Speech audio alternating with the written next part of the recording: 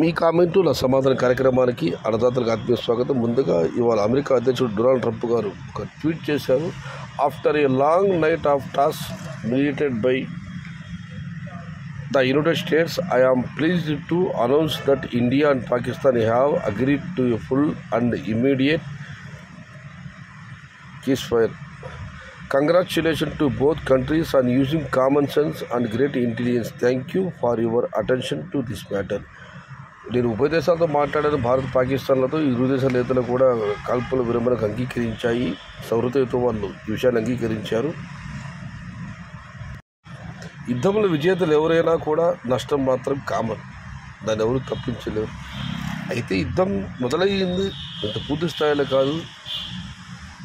భారత్ పాకిస్తాన్ల మధ్య గొడవలకు కారణమైన పాక్ ఆక్రమణలో కాశ్మీరును ఇప్పుడు మనం సాధిస్తే ఈ వివాదాలకు దృష్టి పెడుతుందేమో, చూడాలి ఏం జరుగుతుంది. చాలా థ్యాంక్ యూ బావా. గులాబ్ జాములు కావాలా? పూలు బామ్మది రమేష్ గారు తప్పకుండా. సూపర్ అన్నా, నీ యాక్టింగ్ కళ్ళల్లో నీరు వచ్చాయన్న శివ ఎడగొట్టి గారు. ఆకాశ తెస్తాన ఈ పాట మాసిన పార్ట్ 2 వీడియో చేశాను. చాలామంది అభినందిస్తూ కామెంట్ పెట్టారు. వారందరికీ నా వందనాలు. అన్నా 54K సబ్స్క్రైబర్స్ పార్టీ కంగ్రాచ్యులేషన్. 50 మంది సబ్స్క్రైబర్ వచ్చారు. పార్టీ లేదన్నా కంగ్రాచ్యులేషన్ అంటూ వెంకటరామరెడ్డి ఎంఎస్ కామెంట్ పెట్టారు.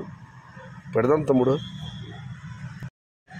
ఇవాళ ధర పెరిగింది, దాంతో ఆనందంగా ఉన్నారు. ఈ ఆనందం it is only because supply is less compared to the yesterday or increase the demand and new buyers from other states. ఒకటి, ఇవాళ దిగుమతి తగ్గింది మదపల్లి మార్కెట్లో, అందుకే ధర పెరిగింది.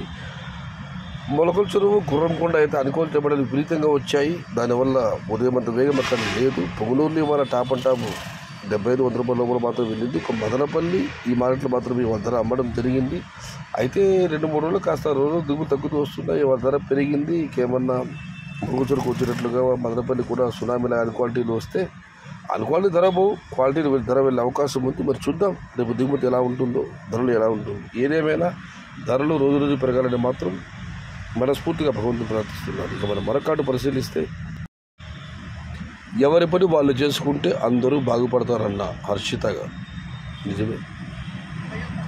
ఇక మనం మరొకటి పరిశీలిస్తే, ఇవాళ ధరలు పెరిగాయి కదా వాన వలన అని అంజి గారు, సుబ్బు గారు రేపు కంటిన్యూ అవుతాయా అన్న, లేదా వాన వల్ల ఇవాళ పెరిగానని కామెంట్ పెట్టారు. ఏదేమైనా దీనికి ఈ ప్రశ్నకు సమాధానం రేపు మాత్రమే దొరుకుతుంది.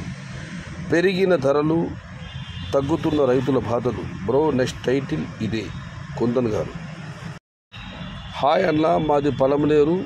రేట్లు తగ్గినప్పుడు ఇంతకుముందు నర్సరీలకు పోతే రేట్లు వస్తాయి అనేవాళ్ళు. ఇప్పుడు యూట్యూబ్ వాళ్ళు రేట్లు పోతే వస్తాయి అంటున్నారు. చెరువులు నిండితే కుప్పలు తప్పలుగా కప్పలు వచ్చినట్లుగా అర్థం చెప్పన్నా. నా ఎనాలిసిస్ ఏ మూల ఏముందో మనం చూడలేము, యూట్యూబ్ వాళ్ళు చెబుతారు. ఢిల్లీ పైస గారు చివరిలో కామెంట్ అర్థం కాదు కదా, దానికి రిప్లై వచ్చి రవిరెడ్డి గారు, యూట్యూబ్ వాళ్ళు కాదు, కొన్ని యూట్యూబర్ వాళ్ళు మాత్రమే ఫేక్ ఎనాలిసిస్ అండ్ 1 ఎకరాకి 20 లక్షలు వస్తాయని వీడియోలు పెడుతున్నారు. అలాంటి వాళ్ళ వీడియోలు స్టాప్ చేయాలి. ఇక మనం మరొకటి పరిశీలిస్తే, అన్నా ನಮ್ಮ ಚಿಕ್ಕಬಳ್ಳಾಪುರ ಬಿಸಿಲು ಜಾಸ್ತಿದ, ఉష్ణోగ్రత పెరిగిందని తెలుగు టెన్షన్లో వచ్చింది. ఇది ఈరోజు మీ కామెంట్ నా సమాధాన కార్యక్రమం. ధరలు అయితే పెరిగాయి ఇవాళ, ఇందుకు 2-3 రోజులుగా దిగుమతులు కాస్త తగ్గుతూ వచ్చాయి కాబట్టి రేపు ఎలా ఉంటుందో దిగుమతి చూడాలి. క్వాలిటీ కాయలు వస్తే ఇబ్బంది లేదు, కానీ తోటలో వదిలేసే కాయలు, కలర్ కాయలు ఇంటికి వస్తే వాటి ధర వెళ్ళకపోవచ్చు. బట్ బయట అమ్మకాలు రేపు దేవుడి వల్ల బాగా ఉంటే ధరలు బాగానే వెళ్ళవచ్చు. దాని గురించి చక్కగా చూడాల్సిన పని లేదు. ధరలు పెరిగాయి కాబట్టి వాళ్ళు చాలామంది ఫోన్ చేశారు, ధరలు ఇంకా పెరుగుతాయా, ఇదే కంటిన్యూ అవుతుందా అని. నేను ఒకటే చెప్తున్నానన్నా, ధరలు పెరిగితే కనీసం మనం ఒక 7 రోజులను వెయిట్ చేయాలి. ఆ 7 రోజుల తర్వాత కూడా ధరల్లో స్థిరత్వం అలాగే ఉంటే ధరలు పెరగడం తగ్గడం అంటూ ఉండదు. అప్ అండ్ డౌన్ అయితే మాత్రం ఏది చెప్పలేము. ఇది ఈరోజు మీ కామెంటు నా సమాధానం కార్యక్రమం.